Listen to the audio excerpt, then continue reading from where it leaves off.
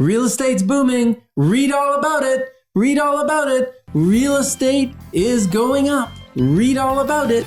Moving forward with the Decker team. Moving forward together with the Decker team.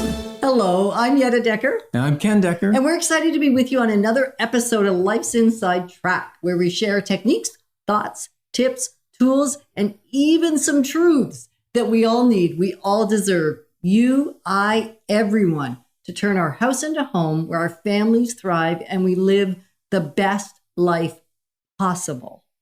You had me totally thrown off because you sound like a newspaper seller, like in the old days on the street corners. That's what I was trying to do. Because in the past, that's where people got their news, right? You either got it that or word of mouth. That was really the only two avenues of getting news. Okay, so if I'm not I am thrown off. You might be thrown off too. So what we're going to learn in this episode is what source can you go to get sound, solid real estate information in this market, and how do you go about it?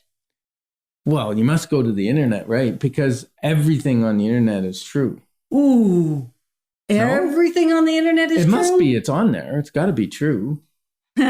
Okay, so maybe you, like I, have found that some of the stuff on the internet confirms what you already believe to be true. So you want it to be true, even if it's not true. Or maybe you've discovered that it is in opposition to what you believe, so therefore it mustn't be true.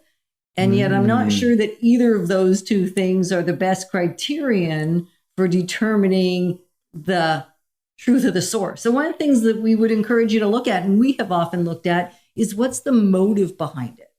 Like, can you figure out what they're up to? That's deep. The motive behind the news or the commentary? Because we've been seeing that lately where the media, mainstream media like TV and radio, might be projecting one image of a situation, and social media is projecting a totally opposite side of the, and the truth is, it lies somewhere in between. It's like when you have a disagreement and you hear one person's story and then you hear the other person's story. That never happens to us. Absolutely. And they're both true in their minds, but the truth somewhere lies in between. And well, that's an interesting thought, because I sometimes find that one of the truths or one of the presentations of the truth, because I'm not going to call it a truth, one of the presentations of the truth sometimes is totally out to lunch.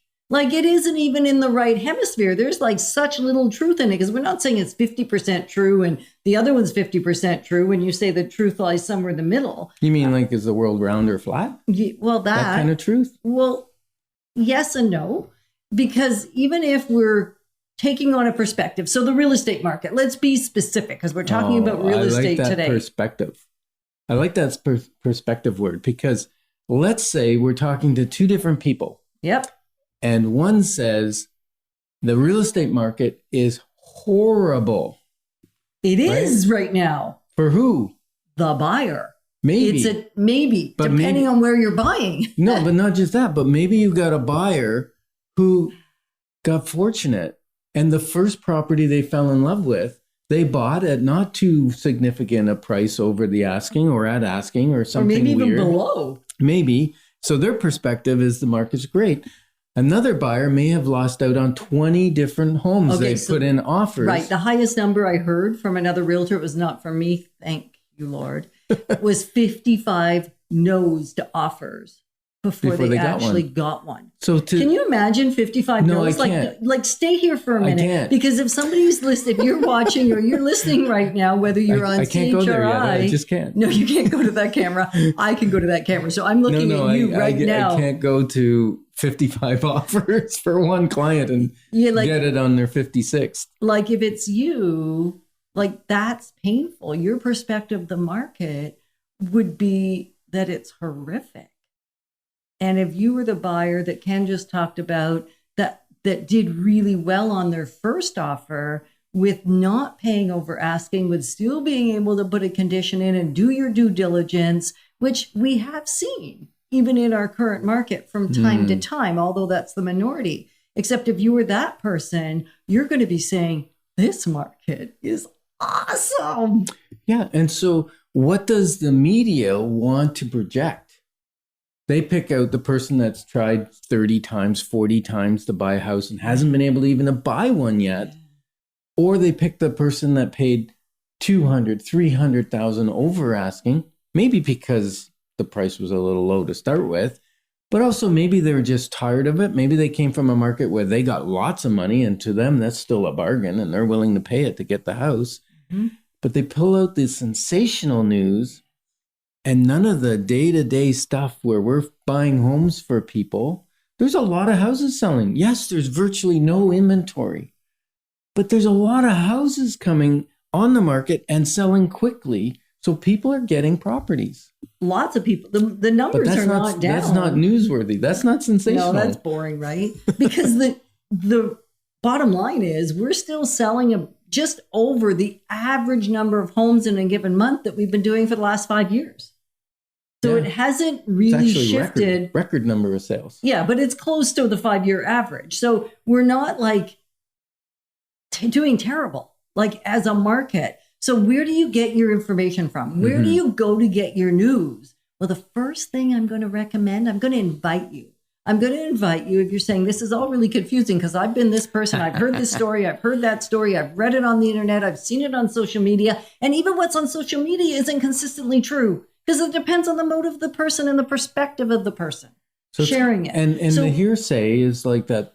Remember doing that in when was that? Elementary school? It was elementary school. Where one person gets told something by the teacher and they're told to whisper it into the ear of the next person. It goes down the line. They keep whispering what the saying was. And then at the very end, that person says what they heard. And it's nothing like the sentence that was at the beginning. Not even in the same, like, postal codes. And that's probably zone. It's a mess. That's the problem with hearsay. Right. So what's the best way? Well, that's what I was starting to say. The best way is extending an invitation for you to call us. Have a one-on-one consultation. Ask your specific questions. And one of the questions we'll ask you is, what have you already discovered about the market? What do you already believe to be true? What is your current perspective about what the journey is going to be? Those are all the same questions, just said a little differently, believe it or You're not. You're masterful at that.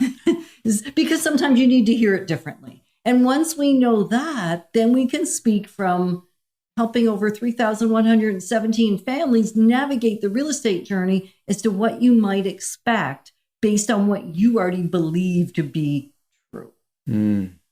That is wisdom. It is, isn't it? Yeah. And if maybe you're hearing projections, sometimes we hear projections from different real estate companies, different agents, different organizations that say, real estate's going to go up this percentage this year. Well, they pulled that out of thin air. There is no way of projecting what the market will do because it's fueled by supply, demand, and emotions. Oh, emotions. So bottom line here is remember that your emotions do drive this, and our part is to come alongside you to diffuse some of the emotions. And we're grateful to be partners on this journey of yours towards wealth, wisdom, and work. Moving forward with the Decker team. Moving forward together with the Decker team.